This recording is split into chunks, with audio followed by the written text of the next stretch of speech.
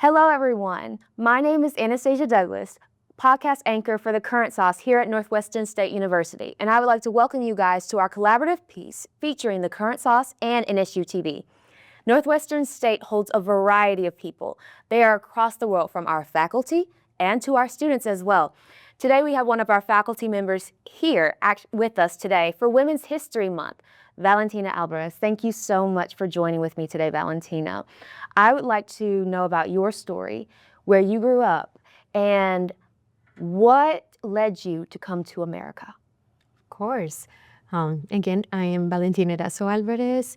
I am from Cartagena, Colombia. Colombia is located at the north of South America, and our city is at the very north of the country. So we are at the coast. It's a beautiful city. So if you have a chance, you should absolutely visit it. Why do I came to the United States? Because of our former president, Dr. Marcus Jones. He somehow became, I don't know, aware or very impressed about the music program in my high school, in my city. And he went to visit and he saw a lot of talent. So I used to attend this high school that they had a big music program. And it was so significant because it was like free. We didn't have to pay for anything. And we were basically able to be in this orchestra, and we didn't have to pay for the instruments because they would lend us the instruments. So it was very significant for all of us, and he absolutely changed our life. So I believe he went there, I think back in 2011, if I'm not mistaken, and he saw a lot of talent, and he was like, I think this is gonna be a great addition for our music program in NSU. And he started recruiting us, and I wasn't the first group, but I think maybe like the fifth group. So we started all coming to NSU, to Natchitoches. And I get this question a lot, like, why Natchitoches? And it's just because of Dr. Jones. He was a recruiter, and he made sure that we knew how amazing this university was and how this was going to be an opportunity that was going to change our life. And he wasn't wrong about that. It absolutely changed our life. So when you came here, is that when you decided to study communications? Well, I didn't study communications. I was a double major, and I was an English major. Okay. And also I was a music major. So I came here with a music scholarship. I'm a singer, so I'm not a singer anymore. I think you have to do that in order to become one. I used to be. So we had a scholarship for music, and I particular for choir. And that's how I came here, because of the scholarship. So that was my first major, and then I always was very in love with the English language and especially literature. So that's why I decided to do an extra major. Like, it was easy, but it wasn't. But yeah, double major, yes. Absolutely, I can attest to, because I'm a double major myself. So I completely understand that sometimes it's not as easy, but I call it double the fun. Yes. So what connected you to finally become our international student director, director of the study abroad program we had? How did you get to that position? Okay, and then this is gonna sound repetitive, but it was because of Dr. Jones and Dr. Great Handle. Whenever I graduated back in fall 2022. Then during spring 2023, our former director stepped down. She decided to go to another position, and they were in a little bit of a predicament. As this field, you cannot take breaks. Like, you always are recruiting student, or we're not recruiting, just making sure they are following the admission process and people studying abroad. So you always need to have somebody in the office. And they wanted to have somebody that at least had a clue of what it was expected. And since I was familiar with many of our students already, they thought it was going to be a good addition. It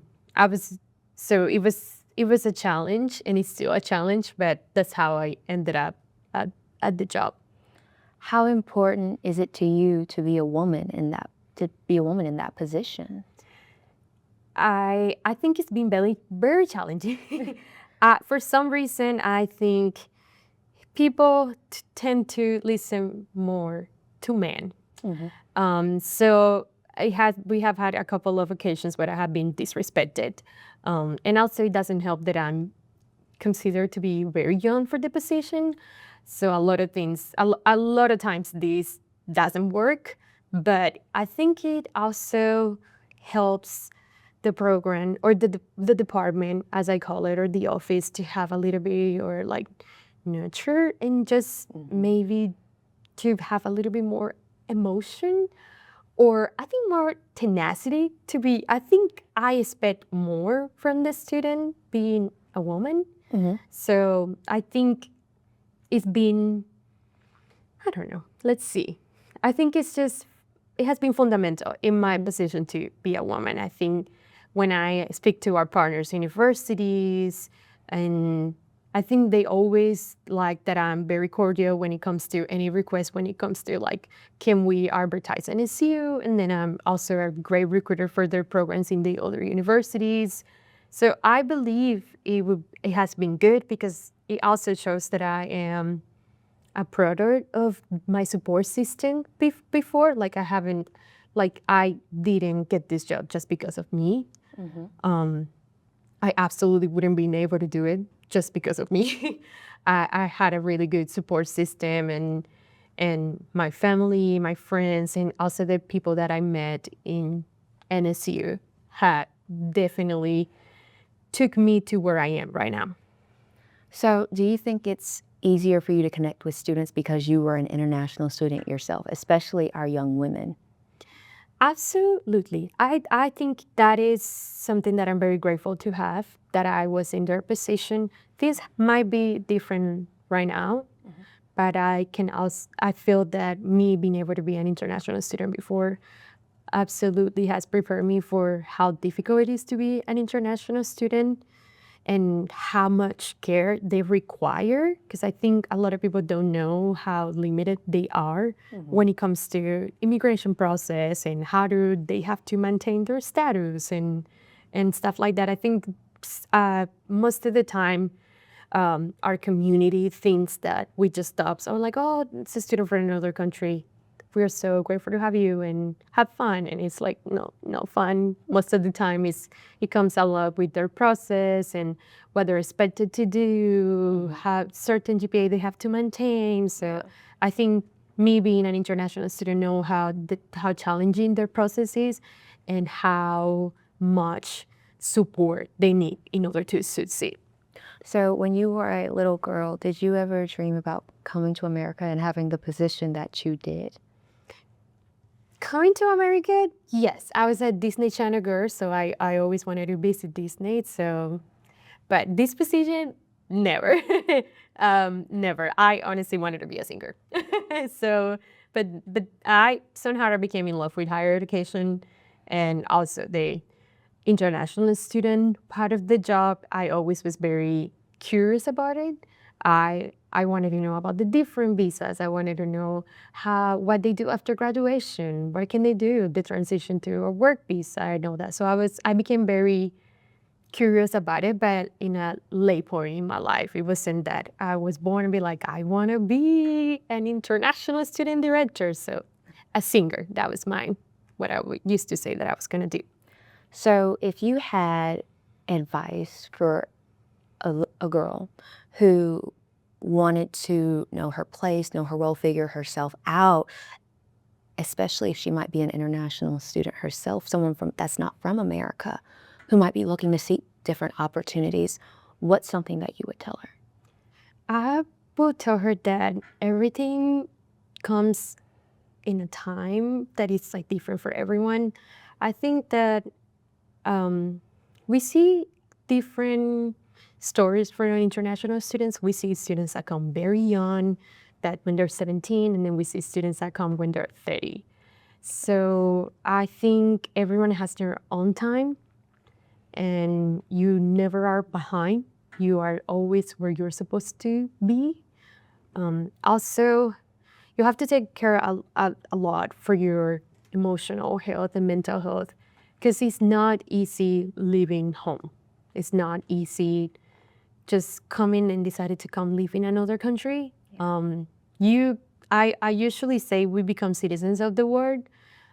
We are not, because we don't feel that we are completely here or completely back there in our home. Yes. I think we always are kind of divided because we want to, I think we wish we could just create a country to have like everything we have in both and just have it there because it would be perfect. But no, like it comes a lot with like homesickness, and also you question yourself a lot.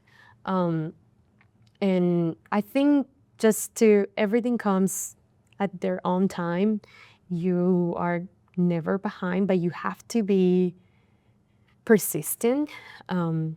You also, most of the time, I think we are our worst enemies. We Yes. are very hard on each other. I am. Like most of the time, I was like, oh my God, I'm a failure. But we're not. I think there is a lot, we need to give ourselves a lot of grace that we had the courage to come to a different country with a different language. Because I think it's a tiny bit easier if we go to the country with the same language, just tiny bit easier.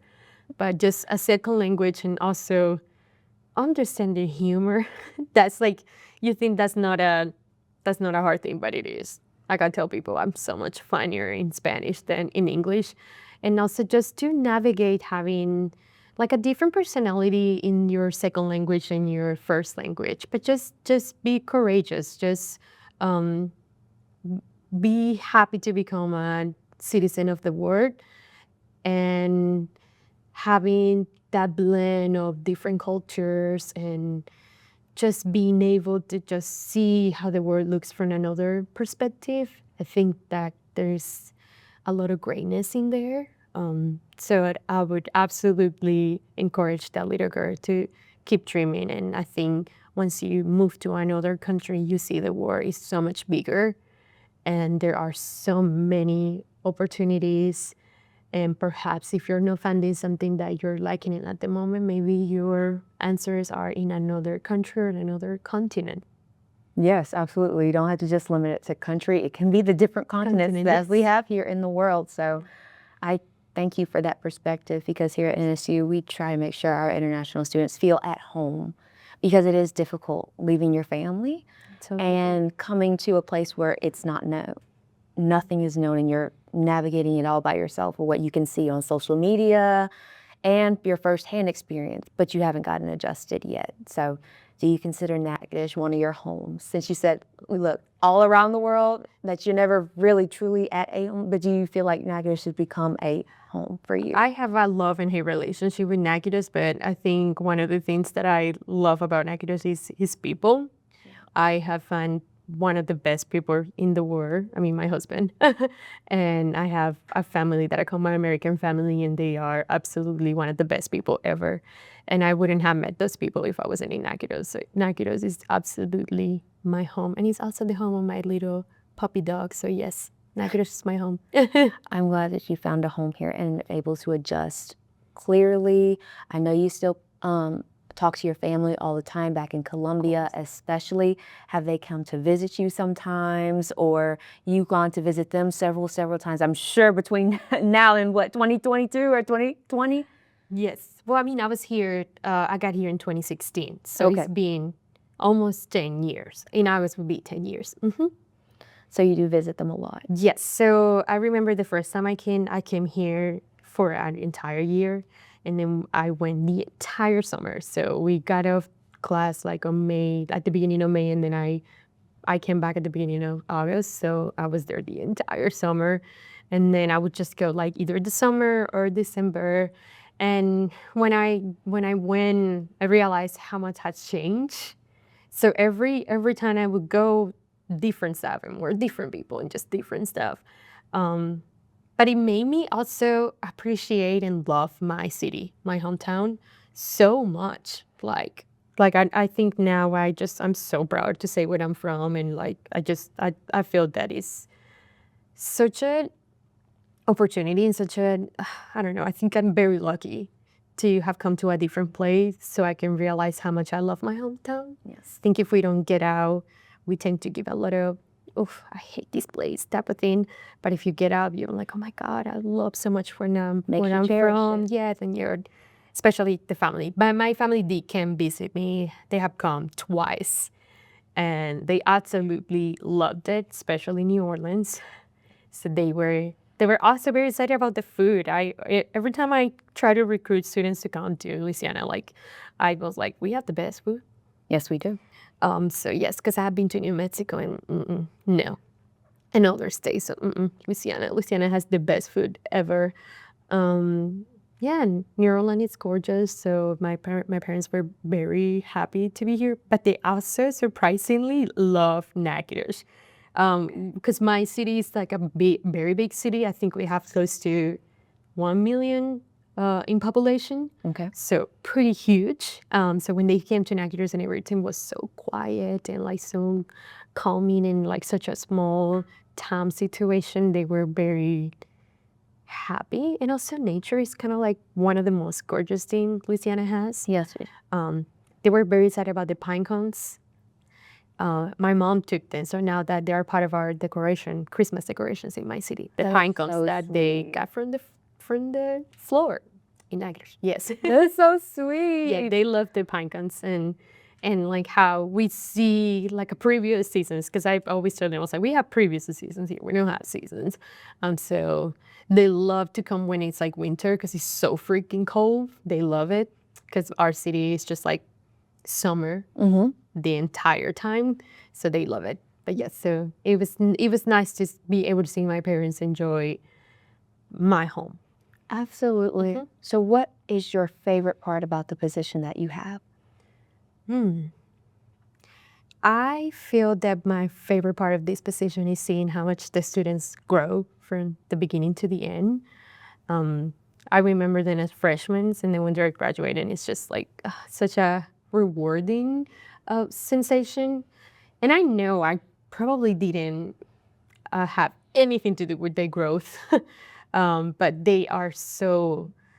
It's such a wonderful thing to experience somebody that transition, that transformation of, because they come like as little tiny adults and then they graduate these big adults and they have been doing all these projects and they are looking for jobs now. And then as a matter of fact, I have a student that he graduated last year and he's my coworker now.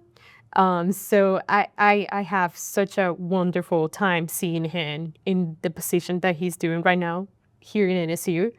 And I love that he comes and asks me about, have you ever done this form? And like, how can I do this? Because I did it. And then, so it's good to see them and also to see them in their jobs and see them thrive in life, or even when they get married. Yes. I think it's a wonderful thing to see. So I would say the growth we witness of the students. And also one of my favorite group of students is the exchange students that they only come for 1 semester, like 2 semester. It's so, I love seeing that how they experience Natchitoches. Like some of them are like, I don't want to leave. Like I love this university, like I love these classes. So just seeing how the students experience NSU and how they develop this love and appreciation of their faculty, especially. So I think that would be my favorite part of the job. Thank you, Valentina, for sharing your story, your perspective, and what you do here on campus, because it is super, super important. It's an important part of the process and makes our university what it is. So Northwestern State University, you guys, it is not just a school for students here in America, but from all across our globe. Thank you guys for joining us for this special I'm Anastasia Douglas podcast anchor for The Current Sauce. Thank you.